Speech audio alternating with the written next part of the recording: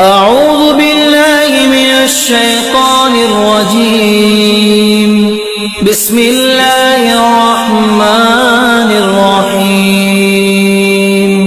آج آپ کے سامنے یہ بات رکھنا مطلوب اور مقصود ہے کہ رمضان میں کیے جانے والے بہت سے اعمال میں سے ایک عمل یہ بھی ہے کہ اس کلام اللہ کے ساتھ، اس کتاب اللہ کے ساتھ اپنے تعلق کو استوار کیا جائے۔ کس طرح جوڑا جائے، کیا کیا جائے، کس طرح پڑھا جائے، کتنا پڑھا جائے، یہ بات سمجھنے کی ضرورت ہے۔ بنیادی طور پہ شہر رمضان الذی انزل فیہ القرآن، یہ جو رمضان کا مہینہ اتنا عظمت والا، برکت والا ہوا، شہر رمضان الذی انزل فیہ القرآن، یہ برکت اگر مہینہ رمضان کو ملی تو اس قرآن پاک کی وجہ سے ملی۔ اگر مکہ کو بستیوں کا سردار بنایا گیا تو اس قرآن پاک کی وجہ سے بنایا گیا۔ اس قرآن نے جب جس نبی کے قلب اطہر پر اترنا تھا، اس نبی کو نبیوں کا سردار بنا دیا گیا۔ جس رات میں اترنا تھا، انا انزلناہ فی لیلۃ القدر وما ادراک ما لیلۃ القدر لیلۃ القدر خیر من الف شہر۔ اب آپ بتائیے، ایک رات 1000 مہینے سے افضل ہوئی کس کتاب کی وجہ سے؟ اس کتاب کی وجہ سے۔ اور یہ واحد کتاب ہے جس کا یہ اعجاز ہے۔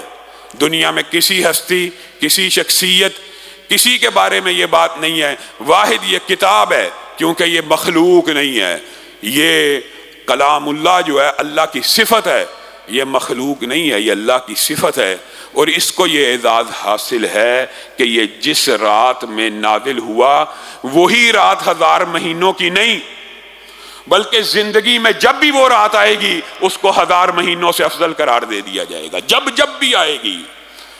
یہ نہیں دنیا کی کسی شخصیت کی برتھ ڈے، یوم پیدائش، یوم میلاد، یہ پیدائش نہیں ہے، یہ مخلوق نہیں ہے۔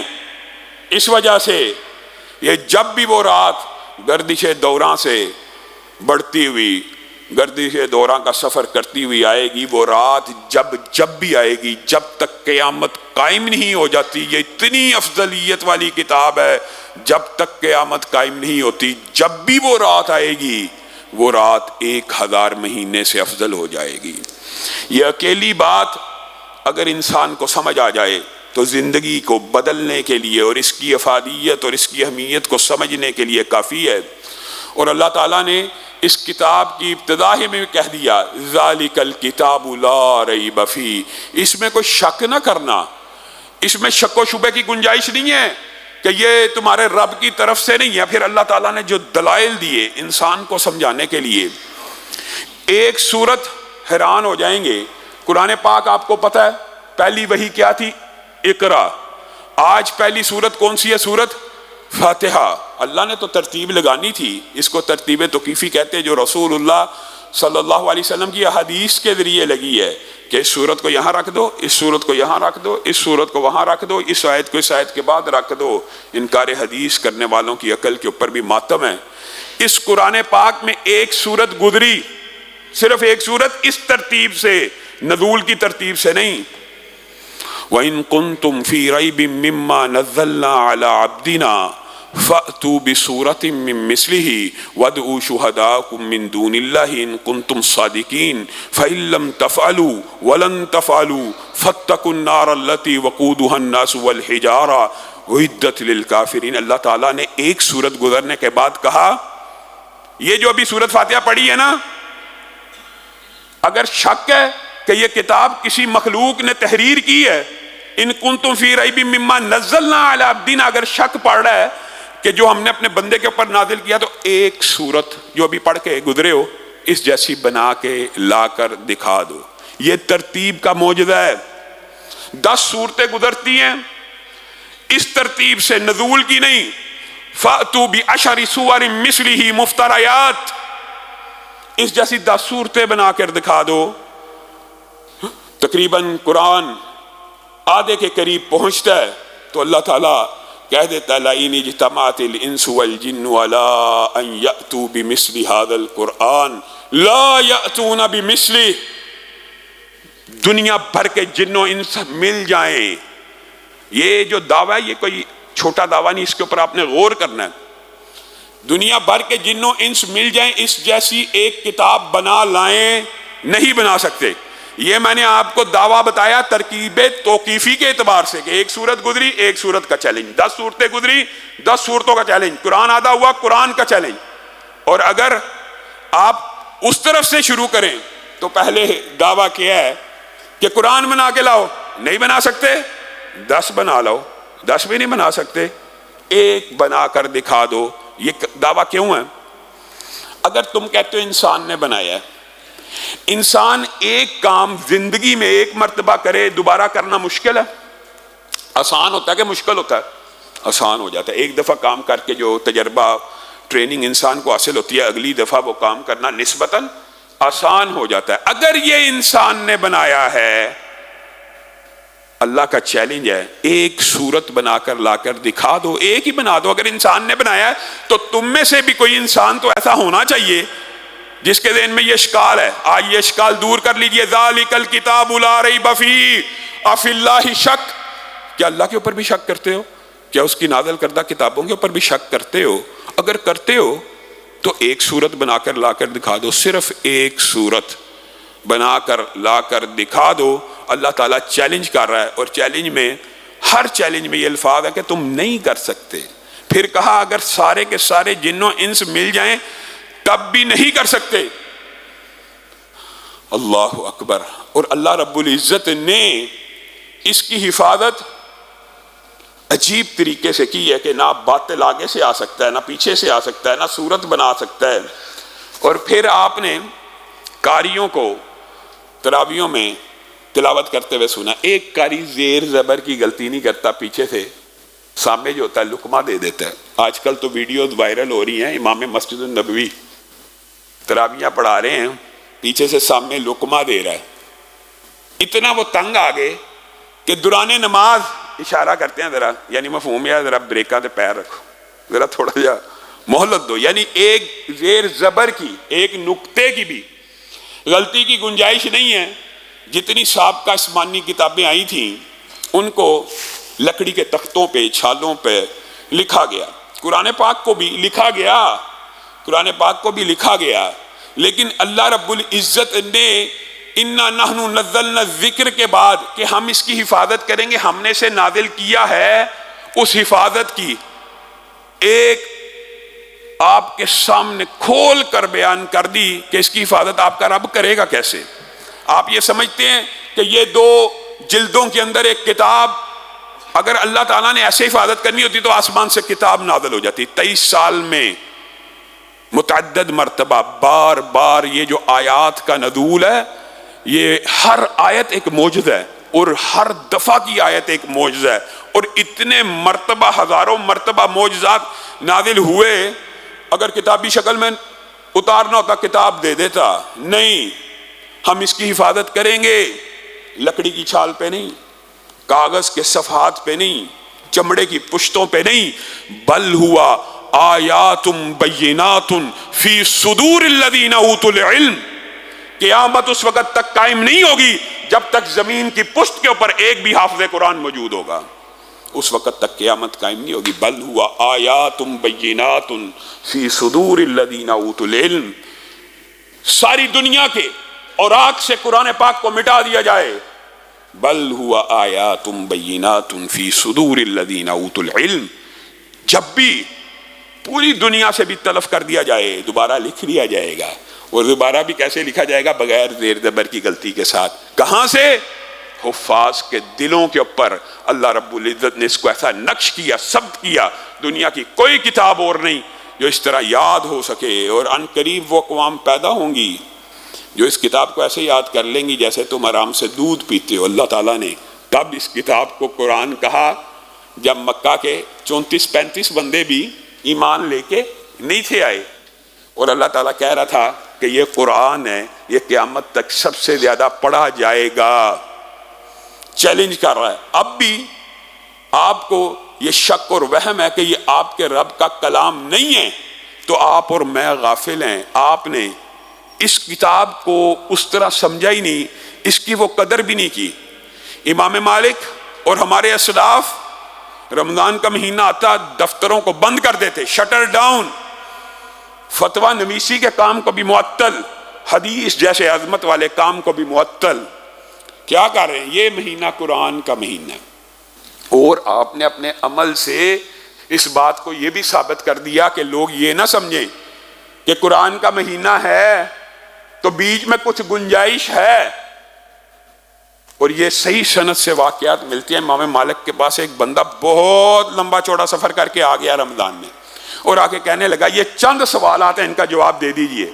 کہا ہم رمضان میں اس کتاب کے علاوہ کسی سے کلام نہیں کرتے۔ یہ وہ کلام ہے، یہ وہ کلام ہے، حدیث صحیح ہے، یہ اللہ کی رسی ہے، یہ اللہ کی رسی ہے جس کا ایک سرا اللہ کے ہاتھ میں ہے اور دوسرا سرا اللہ نے آپ میں سے ہر شخص کو پکڑایا ہوا ہے، جو چاہتا ہے پکڑ لے۔ اگر وہ رسی کتنی بابرکت ہوگی جس کو آپ پکڑیں گے، پکڑنے سے مراد پڑھیں گے، غور و فکر کریں گے، ثواب کے لیے چاہے پڑھیں، پکڑا۔ اللہ کی قسم جب بھی آپ قرآن کو پڑھتے ہیں تو گویا آپ اللہ کی رسی کو پکڑ لیتے ہیں جس کا ایک سرا کس کے ہاتھ میں ہے؟ اللہ کے ہاتھ میں ہے۔ بتائیے کتنی عظمت والی، کتنی عصمت والی کتاب ہے۔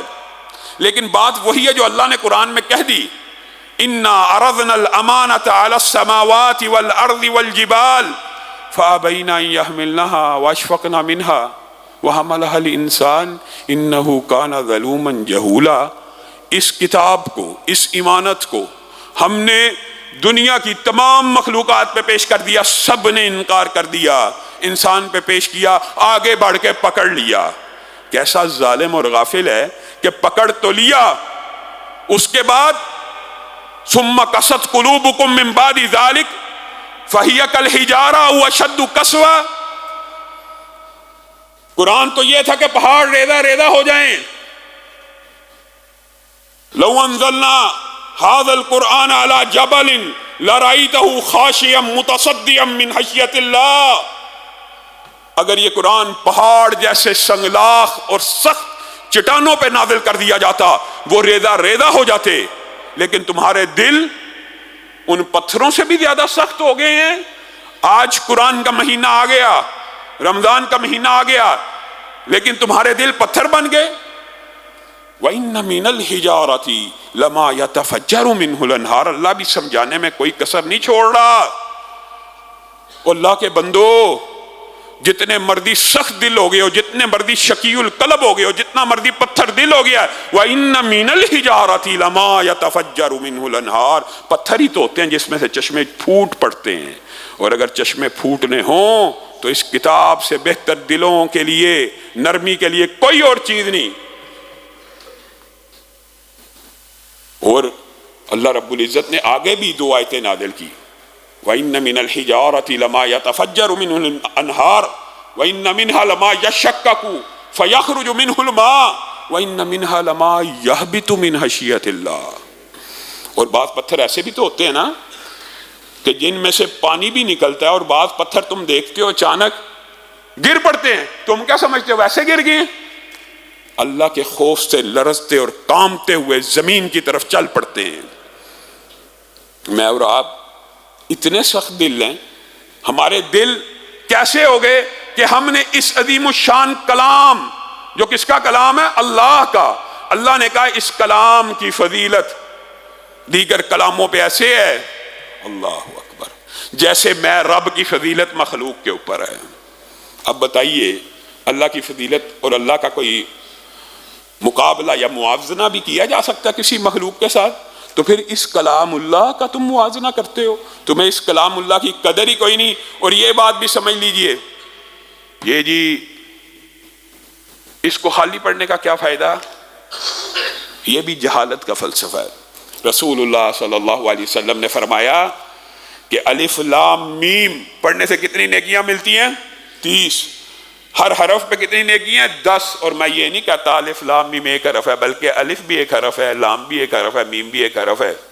سارے منکرین حدیث اور سارے وہ فلاسفر اور سارے وہ عقلی اور منطقی ہے جو یہ دلیل دیتے ہیں حالی قرآن پڑھنے کا جی کوئی فائدہ نہیں.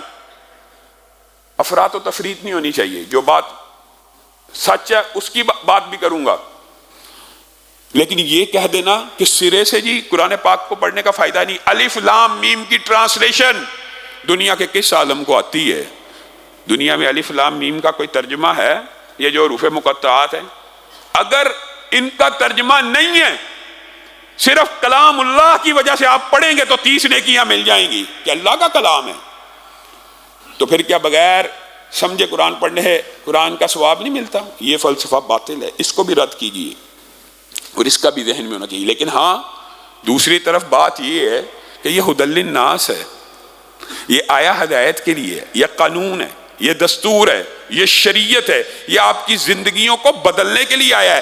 کیا ابھی وہ وقت نہیں آیا کہ اللہ کی آیات پڑھ پڑھ کے ہمارے دل لرز اٹھیں اور ہم اللہ کے سامنے سجدوں میں رکوع میں گر پڑیں؟ وہ وقت ابھی نہیں آیا بندوں پہ؟ ہے. اس لیے کتنی افسوس کی بات ہے، ہم مسلمان ہیں جتنے بیٹھے ہیں الحمدللہ مسجد میں آئے ہیں، اللہ تعالیٰ عنہ قبول فرمائے، سارے مسلمان ہیں. لیکن اگر یہاں پہ ابھی ووٹنگ کرا لی جائے، پوچھ لیا جائے، یہ جو ہزاروں کا مجمع ہے، خواتین مرد عورتیں ملا کر بچے مسلمان ہیں، کلمہ گو ہیں، اس کتاب کے اوپر یقین ہے. کتنے ایسے ہیں جنہوں نے الف لام میم سے لے کے والناس تک اس کے ترجمے کو مکمل طور کے اوپر سمجھ کے پڑھا ہو؟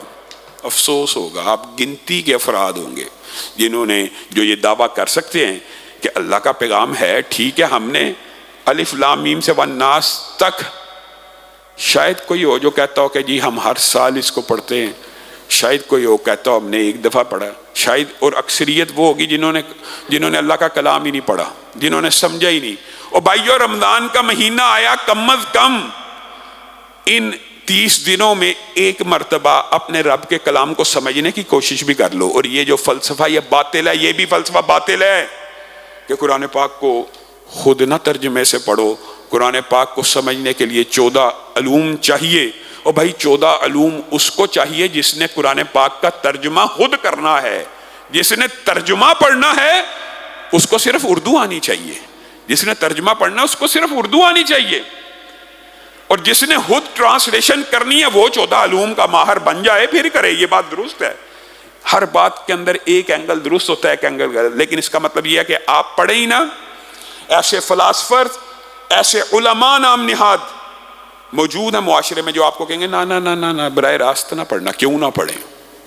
پڑھیے. حالی پڑھنا باعث ثواب، سمجھ کر پڑھنا، اصل مقصد اور مفہوم کو پانا، یہ پیغام اللہ کا ہے. پھر ایک اور فلسفہ غلط علام معاشرے میں، جیسے یہ مشہور ہے جی یہ جی انہوں نے کتاب ثواب بنا لیا ہے. کتاب ثواب، اور بھائی جو چیز ہے اس کا اقرار کرو. آپ توجہ دلائیں فہم قرآن کی طرف، ترجمہ قرآن کی طرف، ہم بھی دلاتے ہیں، لیکن انکار نہیں کرنا. ما ہوا شفاء و رحمت للمؤمنین، یہ صرف کتاب ثواب اور کتاب ہدایت نہیں ہے، بلکہ یہ کتاب شفا بھی ہے. آپ اور میں ہلکی سی سر میں درد ہو، سب سے پہلے کس چیز کا ہے؟ پیناڈول کھا لیتے ہیں، ڈسپرین کھا لیتے ہیں. آپ کو اور مجھے سب سے پہلے یہ خیال کیوں نہیں آتا کہ کلام اللہ سے اپنا علاج کرتے ہیں؟ اللہ تعالیٰ کہہ رہا ہے ما ہوا شفاء و رحمت للمؤمنین، یہ کتاب ایسی ہے جس میں آپ کے جملہ امراض کی، جملہ بیماریوں کی شفا موجود ہے. سر درد ہوئی، پیناڈول اور ڈسپرین کا خیال آنے سے پہلے اے بندہ مسلمان، تیرے دماغ میں سورت فاتحہ کا خیال آنا چاہیے. جب بھی تو کسی مرض کا شکار ہو، ڈاکٹر پہ بھی جانے سے پہلے، ڈاکٹر پہ جانے کی پابندی نہیں ہے، میڈیسن لینا اسلام میں سنت ہے، گویا وہ بھی باعث اجر و ثواب ہی ہے. لیکن پہلا خیال اس کتاب کا کیوں نہیں آیا؟ لو کان البحر مدادا لکلمات ربی لنفد البحر قبل ان تنفد کلمات ربی. آپ نے اللہ کے کلام کو کیا سمجھا؟ اللہ تعالیٰ نے قرآن پاک میں ایک عظیم اور عجیب آیت کو نازل کیا، وَلَوْ أَنَّ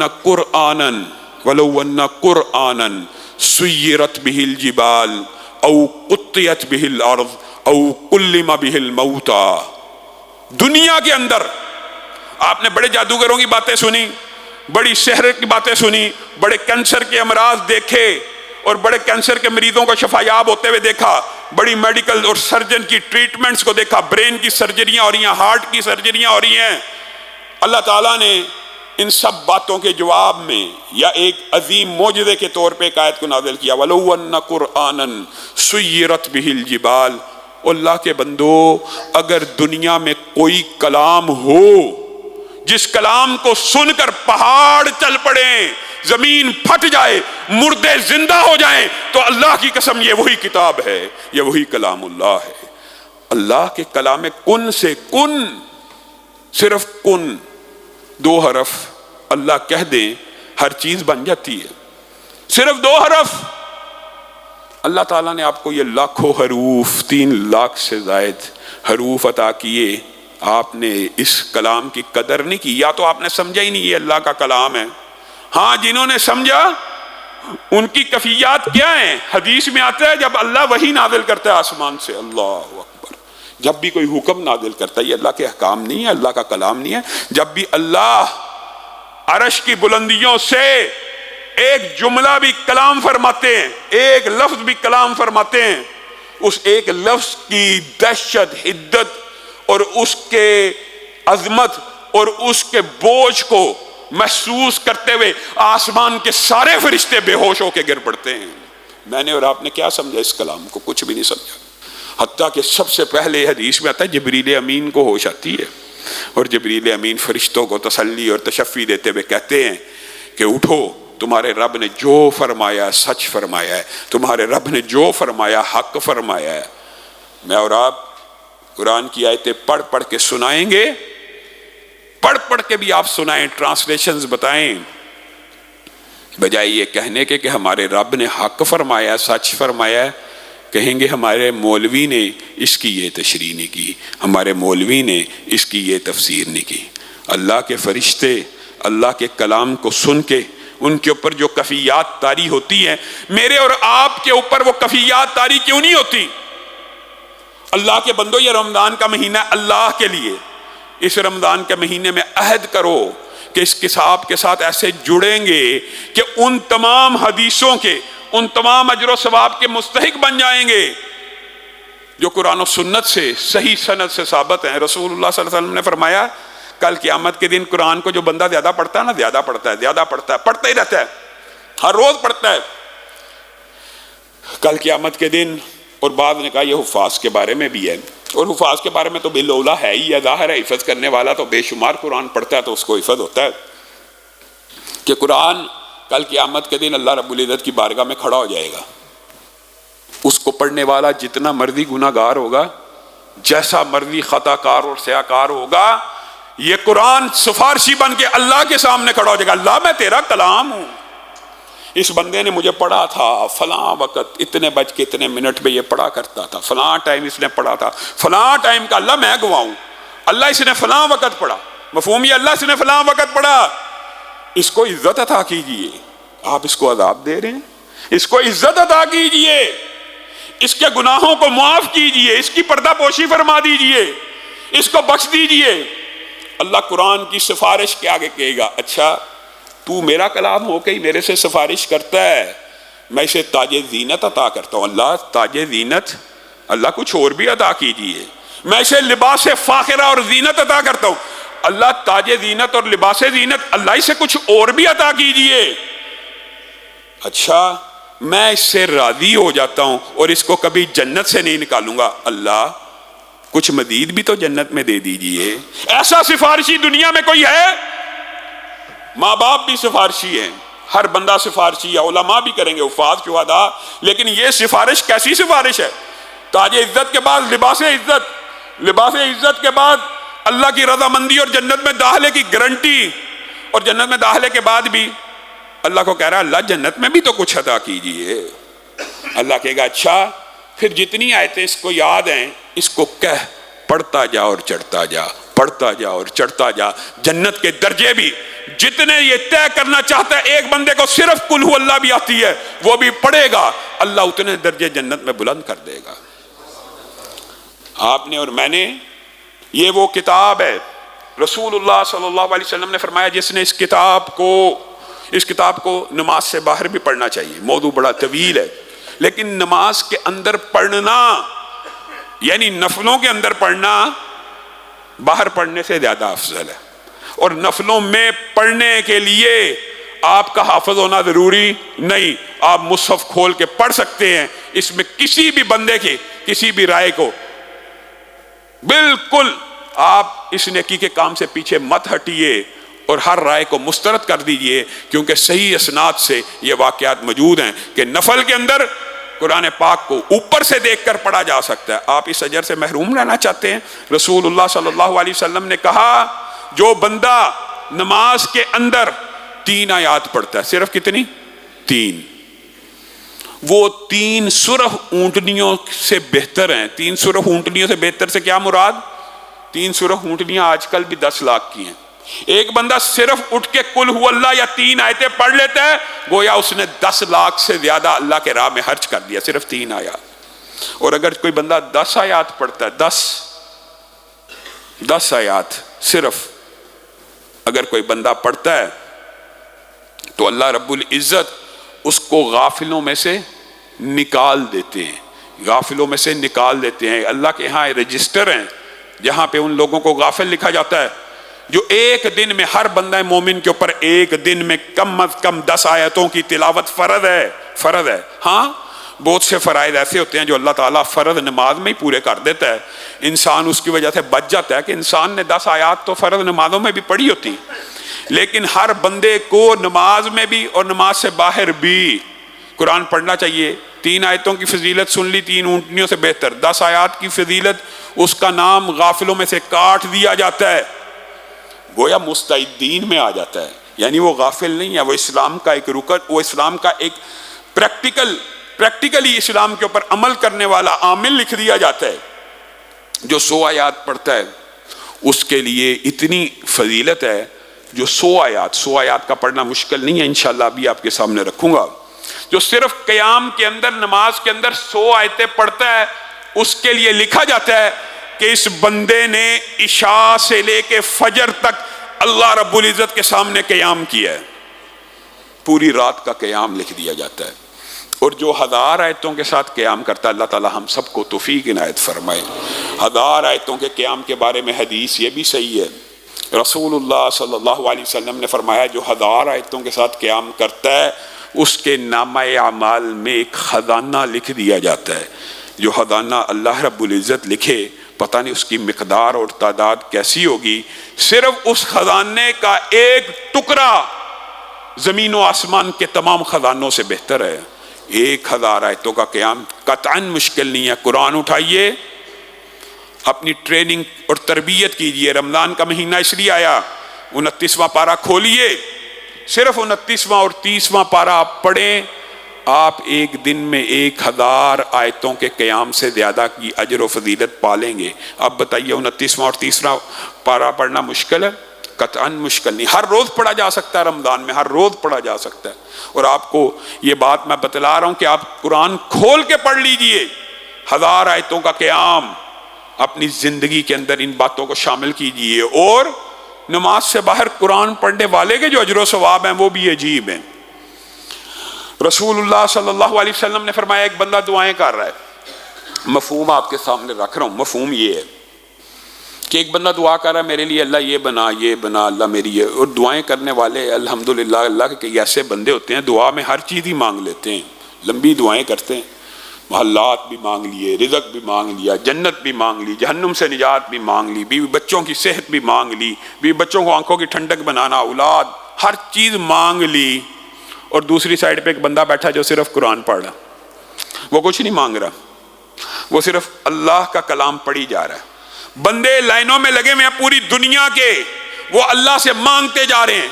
پوری دنیا کے جمیع انسان جو اللہ رب العزت سے مانگ رہے ہیں، ایک طرف ایک بندہ اکیلا تنہا بیٹھا ہوا قرآن پڑھ رہا ہے. اس اکیلے بندے کو بغیر مانگے وہ سب مل جائے گا جو ساری دنیا کے لوگ مانگ رہے ہیں. یہ بندہ تو دعا بھی نہیں کر رہا، یہ بندہ تو اللہ سے مانگ بھی نہیں رہا، اس کو کیوں مل جائے گا؟ ہاں، کیونکہ یہ اللہ کے کلام کی تلاوت کر رہا ہے اور اس کو مانگنے سے اس تلاوت قرآن پاک نے روکا نا، تو اللہ تعالیٰ نے اس کو یہ اجر اور فضیلت دے دی. اب جو باقی مانگ رہے ہیں وہ بھی گویا تیرے لیے ہی مانگ رہے ہیں۔ بتائیے اس سے بڑا اجر و ثواب اور اس سے بڑی فضیلت کیا ہو سکتی ہے کہ رسول اللہ صلی اللہ علیہ وسلم نے یہاں تک کہہ دیا کہ نماز میں 3 آیتیں پڑھنے والا آپ کے سامنے رکھا 3 اونٹنیوں کے انفاق سے بہتر ہے۔ اس سے ملتی جلتی ایک حدیث یہ بھی ہے، اور اس حدیث کے الفاظ میں یہ بھی ہے جو 4 پڑھے گا 4، 5 پڑھے گا 5، 6 پڑھے گا 6۔ اسی طرح اس سے ملتی جلتی ایک حدیث یہ بھی ہے کہ جو بندہ مسجد میں، یہ بغیر قیام کے لیے، مسجد میں اس نیت سے آتا ہے کہ میں اللہ رب العزت کے کلام کی 2 آیتیں سیکھ لوں، صرف 2۔ تم میں سے کون ہے جو بغیر ظلم کے خوبصورت کوہانوں والی اونٹنیوں کو ہانک کے لے آئے؟ اللہ ہر کوئی چاہے گا بغیر ظلم کے۔ فری مل رہی ہیں؟ ہاں مفت مل رہی ہیں۔ تو پھر تم کیوں نہیں مسجدوں میں جاتے اور اللہ کے کلام کی 2 آیتوں کو سیکھتے؟ 2 آیتیں صرف ٹرانسلیشن اور ترجمے کے ساتھ، تلاوت کے ساتھ سیکھنے کا ایک دن میں اجر و ثواب یہ ہے کہ 2 اونٹنیاں، اور یہاں پہ بھی یہ الفاظ موجود ہیں، جو 3 سیکھے گا 3، جو 4 سیکھے گا 4، جو 5 سیکھے گا 5۔ رسول اللہ صلی اللہ علیہ وسلم نے کہا جو لوگ مسجدوں میں بیٹھ جاتے ہیں قرآن پاک کو سمجھنے کے لیے، پڑھنے کے لیے، اللہ آسمان سے سکینت کا نزول فرماتا ہے، رحمت ان کو ڈھانپ لیتی ہے، فرشتے اپنے پر پھیلا لیتے ہیں جو مسجدوں میں قرآن پاک کی آیتوں کو سمجھنے کے لیے آتے ہیں۔ اور یہی ہے نہیں، اور اللہ تعالیٰ اس عظیم الشان مجلس کے ہر بندے کا ذکر اپنے مقرب ملائکہ کے سامنے کرتا ہے۔ دیکھو فلاں مجلس میں میرا فلاں بندہ قرآن کو سیکھنے کے لیے بیٹھا ہے، فلاں بندہ قرآن کو سیکھنے کے لیے بیٹھا ہے، فلاں بندہ۔ وہ مجلس کا تذکرہ اللہ کا رہا ہے، فَاذْكُرُونِي أَذْكُرْكُمْ، تم میرا ذکر کرو میں رب تمہارا ذکر کروں گا۔ اور یہ ذکر، اس کی سب سے افضل صورت یہ ہے، اور یہ وہی وعید ہے جیسے میں آپ کے سامنے رکھتا ہوں، یہ 2 نفلی عبادات ایسی ہیں جس طرح انفاق فی سبیل اللہ فرض زکوٰۃ اور نفلی عبادت کو چھوڑنے کی وعید ہے، اس طرح اس نفلی عبادت کو بھی پڑھنے کے اعتبار سے تو 10 آیتیں ہی فرض ہے نا کہ غافلوں سے باہر ہونا ہے، لیکن اس کو چھوڑنے کی بھی وعیدیں موجود ہیں۔ وَمَنْ أَعْرَضَ عَنْ ذِكْرِي فَإِنَّ لَهُ مَعِيشَةً ضَنْكًا وَنَحْشُرُهُ يَوْمَ الْقِيَامَةِ أَعْمَى قَالَ رَبِّ لِمَ حَشَرْتَنِي أَعْمَى وَقَدْ كُنْتُ بَصِيرًا قَالَ كَذَلِكَ أَتَتْكَ آيَاتُنَا فَنَسِيتَهَا وَكَذَلِكَ الْيَوْمَ تُنْسَى۔ ایک آنکھوں والے، بینا اور بصارت والے کو کل اندھا کر کے اٹھایا جائے گا۔ مراد ہر اس شخص کے بارے میں ہے جس نے اس ذکر سے منہ پھیرا، اس ذکر کے اوپر عمل نہ کیا، اس نفلی عبادت کو چھوڑ دیا، اس قرآن پاک کے سے منہ موڑ لیا، اندھا کر کے اٹھایا جائے گا۔ اندھا کر کے اللہ، میں تو دنیا میں آنکھوں والا تھا، دنیا میں تو آنکھوں والا تھا، تجھے یاد ہے ہم نے دنیا میں تجھے اپنی آیات دی تھی۔ کس مسلمان کو یہ قرآن نہیں ملا؟ ہر مسلمان کو یہ قرآن تجھے دیا تھا، تو اس کو بھول گیا، تجھے پتہ ہی نہیں، تو نے الماری کے اندر رکھا، 1 سال گزر گیا، اس کے اوپر سے ڈسٹ بھی تو نے نہیں جاڑی، تو نے کھول کے دیکھا تک نہیں۔ ہم نے تجھے اپنی آیات کو دیا تھا، تو نے جیسے ہماری آیات کو بلا دیا، آج ہم تجھے بلا دیں گے۔ وَمَنْ يَعْشُ عَنْ ذِكْرِ الرَّحْمَنِ نُقَيِّضْ لَهُ شَيْطَانًا فَهُوَ لَهُ قَرِينٌ۔ جو ہمارے اس ذکر سے غافل ہو جائے گا، جو اس ذکر میں لگ پڑا، اس کے ہمراہ تو فرشتے چل پڑے، اس کے اوپر تو فرشتوں کی اور سکینت کی اور رحمتوں کی برکھا برسی، اور جو اس سے دور ہوا نقید لہ شیطان، اس کے لیے ہم ایک ایسا ساتھی پیدا کریں گے جو ابلیس کی اولاد میں سے ہوگا اور جنات اور شیاطین میں سے ہوگا۔ اس کو چھوڑو گے پھر ہر وقت وہی تمہارا ساتھی بن جائے گا، تمہیں نیک رستے پہ چلنے کی توفیق ہی نہیں ملے گی، ہر وقت وہی تمہارے کان میں پھونکے مارتا رہے گا اور برائی کے رستے پہ چلتے چلے جاؤ گے۔ اس کو چھوڑ دیا۔ اسید بن حضیر رات کو تلاوت کر رہے ہیں اور کہتے ہیں اللہ کے رسول عجیب منظر دیکھا، یا بیٹا میرا پاس تھا، میں قرآن پڑھتا تھا، آسمان سے ایک چھتری نما چیز آتی تھی، اس میں روشنیوں کے ٹمٹماتے ہوئے دیے تھے، تو وہ جب قریب آتی تھی میرا گھوڑا بدک جاتا تو یا پاس پڑا تھا تو میں سوچتا تھا یا کو ٹانگ نہ لگ جائے، تو میں نے تلاوت کو مؤخر کر دیا، کرتا رہا پھر مؤخر کر دیا۔ رسول اللہ صلی اللہ علیہ وسلم نے کہا اسید تجھے چاہیے تھا کہ تو صبح تک تلاوت کرتا ہی رہتا، نتیجہ یہ نکلتا کہ آسمان سے اترنے والے فرشتوں کو مدینہ کا ہر شہری اپنی آنکھوں سے دیکھ لیتا۔ ان قرآن الفجری کانا مشہودا، آپ نے ویسے ہی سمجھ لیا کہ قرآن پاک کی تلاوت کو سننے کے لیے آسمان سے فرشتوں کا نزول ہوتا ہے۔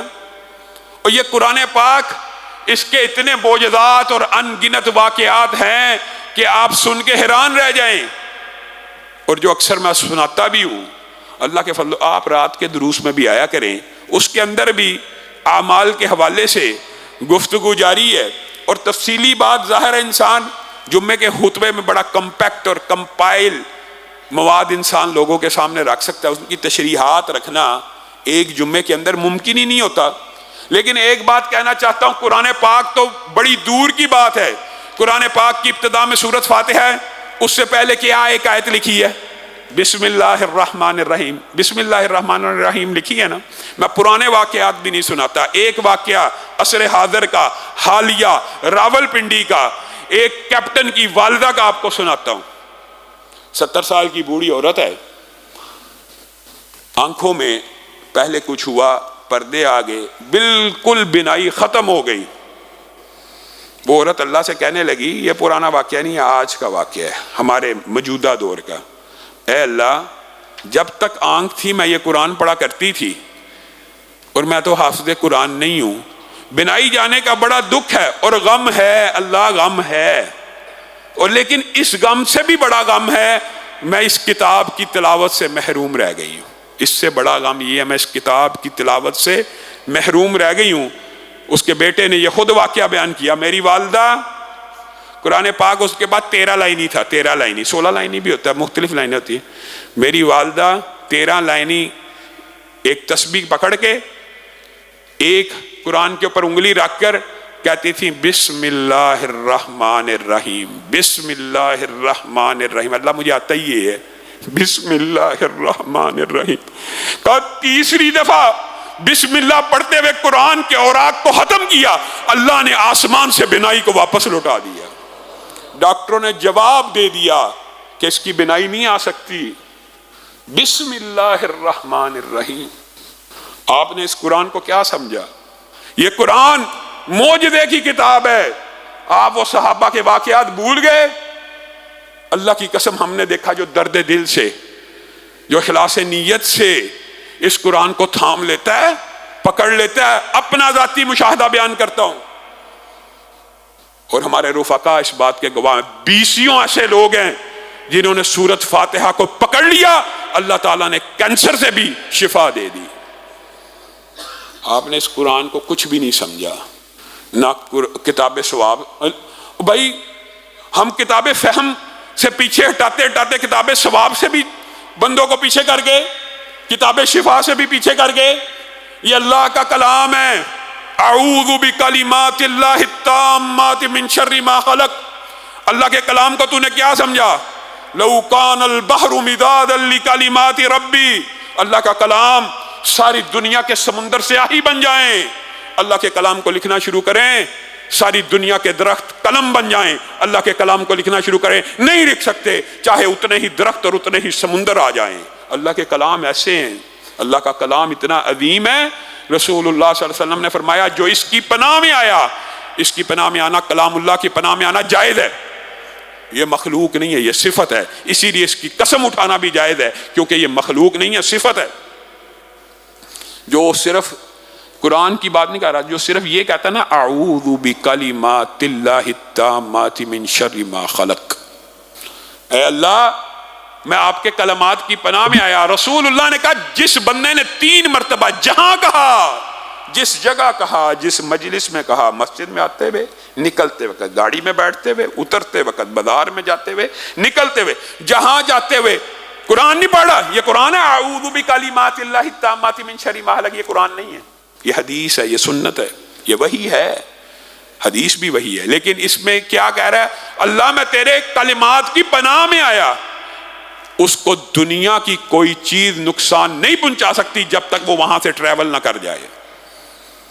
آپ نے اور میں نے اس کلام اللہ کو اس کلام اللہ کی وجہ سے انسانوں کو جو رتبہ ملا، مہینوں کو جو رتبہ ملا، راتوں کو جو رتبہ ملا، نبی کریم صلی اللہ علیہ وسلم کو سردار انبیاء جو بنایا گیا، ہم نے اس کلام کی قدر نہیں کی، ہم نے اس کلام کو چھوڑ دیا۔ اور اسی لیے رسول اللہ صلی اللہ علیہ وسلم کا قول اللہ تعالیٰ نے قرآن میں ذکر کر دیا، اِنَّ قَوْمِ اتَّخَذُوا هَٰذَا الْقُرْآنَ مَهْجُورًا، اللہ میری قوم نے اس قرآن کو پس پشت ڈال دیا جو آپ نے آسمان کی بلندیوں سے نازل کیا ہے۔ اس قرآن کی اہمیت کو ہم نے نہیں سمجھا۔ اللہ رب العزت ہمیں اس قرآن کی اہمیت کو سمجھنے کی توفیق عنایت فرمائے، اور اس کے اوپر عمل کرنے کی، اور اس کی کثرت سے تلاوت کرنے کی، اور اس کو اپنی زندگی میں ہمیشہ کے لیے جاری و ساری رکھنے کی توفیق عنایت فرمائے۔ معزز سامعین گرامی قدر، دکھ اور افسوس کی بات ہے، جب بھی رمضان کا مہینہ آتا ہے تو فلسطین کے اندر، بیت المقدس کے اندر اسرائیلی فوجی، یہودی غنڈے مسلمانوں کے اوپر حملہ کر دیتے ہیں۔ یہ جو آپ نے بیت المقدس کے یا مسجد اقصیٰ کی مسجد کے اندر کے مناظر دیکھے ہیں، اللہ کی قسم یہ مسلمانوں کی بے حسی کے مناظر ہیں، یہ ان کی بے غیرتی اور بے ضمیری کے مناظر ہیں۔ اب تو یہ الفاظ کہتے ہوئے بھی عجیب سا محسوس ہوتا ہے کہ اب کوئی عمر نہیں آئے گا، اب کوئی صلاح الدین ایوبی نہیں آئے گا، اب آپ لوگوں کو اس کام کے لیے کھڑا ہونا پڑے گا۔ کیا مسلمان بیٹیوں کے دوپٹے اسی طرح خون سے رنگتے رہیں گے جیسے مسجد اقصیٰ کے اندر سے تصویریں آ رہی ہیں؟ کیا مسلمانوں کو یہ جو رسیوں سے باندھا گیا ہے، یہ مسلمانوں کا نہیں، مسلمانوں کی غیرت کو، مسلمانوں کے ضمیروں کو رسیوں سے باندھ دیا گیا ہے؟ 50 سے زائد اسلامی ملک 80 لاکھ 1 کروڑ کی آبادی کے سامنے سجدہ ریز، پوری دنیا کے اوپر ان یہودیوں کا قبضہ، مسلمانوں کا حق فلسطین کے اوپر جتنا قدیم، جتنا پرانا، کسی بھی چارٹر، کسی بھی انسانی حقوق کو کبھی بھی اس کی آنکھ نہیں کھلے گی جب تک مسلمانوں کے اوپر ظلم و ستم ہوتا رہے گا۔ دکھ یہ ہے کہ مر بھی مسلمان رہے۔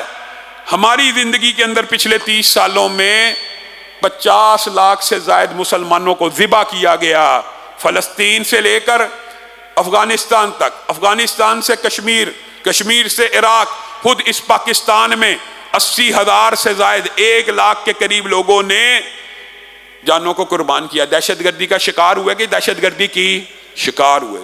پوری دنیا کے 50 لاکھ سے زائد مسلمان گزشتہ 30 برسوں سے دہشت گردی کا شکار ہیں، لیکن پھر بھی دہشت گرد مسلمان ہیں۔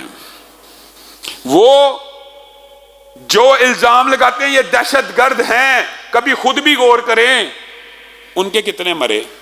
برطانوی جریدہ، امریکن جریدہ، کل ملا لیں امریکہ کے آج تک جو اس کے اعداد و شمار ہیں، واللہ عالم سچ ہے یا جھوٹ ہے، 3200 افراد نے جانوں کا نذرانہ پیش کیا 30 سالوں میں، اور اس کے بدلے میں اکیلے افغانستان میں 10 لاکھ سے زیادہ مسلمان ذبح، عراق میں 10 لاکھ سے زیادہ مسلمان ذبح، پوری دنیا میں 50 لاکھ سے زائد مسلمان ذبح۔ دہشت گرد پھر مسلمان ہے، جو ذبح کر رہا ہے وہ دہشت گرد نہیں ہے، وہ امن پسند ہے، وہ امن کا داعی ہے۔ اور لیکن یہ ہوش کس نے کرنا ہے؟ ہم احتجاج، قرارداد مذمت، اور جس طرح ہم یہ کہتے تھے کشمیر کبھی قرارداد مذمت سے آزاد نہیں ہوگا، ہندوؤں کی مرمت سے آزاد ہوگا، اسی طرح مسجد اقصیٰ بھی کبھی قراردادوں سے آزاد نہیں ہوگی، یہودیوں کی مرمت سے آزاد ہوگی۔ لیکن یہ کرے گا کون؟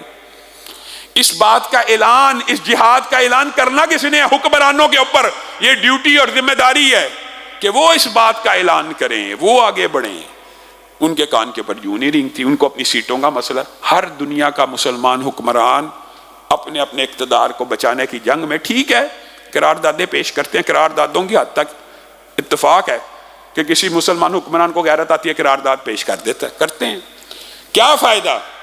کیا خاموش رہنے سے 2 منٹ کی خاموشی سے کشمیر یا فلسطین آزاد ہو جائے گا؟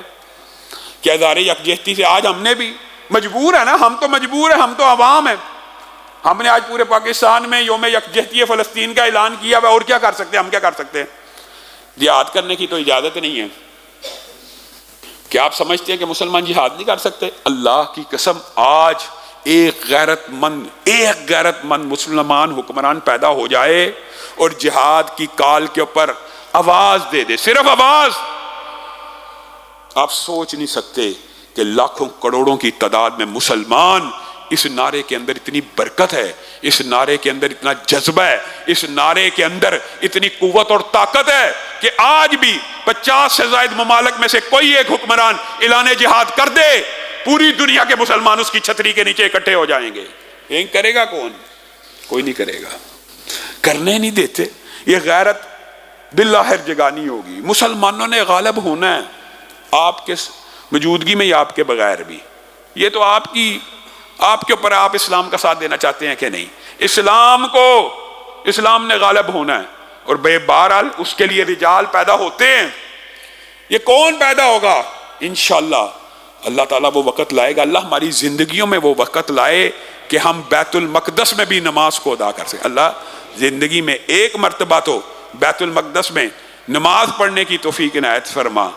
اور میں حکمرانوں سے یہی مطالبہ کرتا ہوں، کچھ آگے بڑھیں، کچھ پیش قدمی کریں، کچھ غیرت کریں، کچھ تو آگے بڑھیں، کچھ تو ایک سٹیپ فارورڈ ہو۔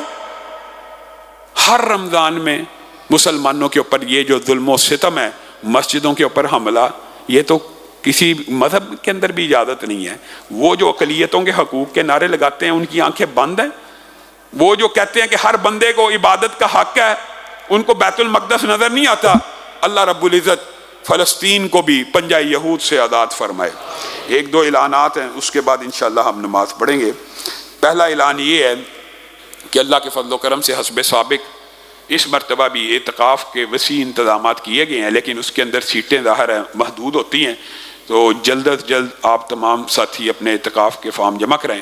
دوسرا، جس طرح پچھلے جمعے اعلان کیا تھا کہ بچیوں کے حفظ کا اور کتابوں کا ادارہ، اس کے داخلے کھلے ہیں، اس طرح الحمدللہ اس جمعے سے ہم نے بچوں کے حفظ کے داخلے بھی کھول دیے ہیں، اور جو ساتھی قرآن پاک کے ساتھ اپنے بچوں کو جوڑنا چاہتے ہیں وہ اس مدرسے کے اندر اپنے بچوں کو بھیج سکتے ہیں۔ اور تیسرا اعلان وہی ہے جو سابقہ خطبے میں بھی آپ کے سامنے رکھا کہ آپ اپنے زکوٰۃ، صدقات، عطیات، خیرات میں سے دین کے ان اداروں کو بھی یاد رکھیں۔ اس ادارے کی جو دینی خدمات ہیں، کنٹریبیوشنز ہیں، سحر و افطار کے علاوہ بچوں کا حفظ کرانا، اور ساری کی ساری آپ لوگوں کے سامنے ہے، کوئی ڈکی چھپی نہیں ہے، تو آپ احباب اس میں بھی بڑھ چڑھ کے تعاون کیا کریں۔ سبحان ربک رب العزت عما یصفون وسلام علی المرسلین۔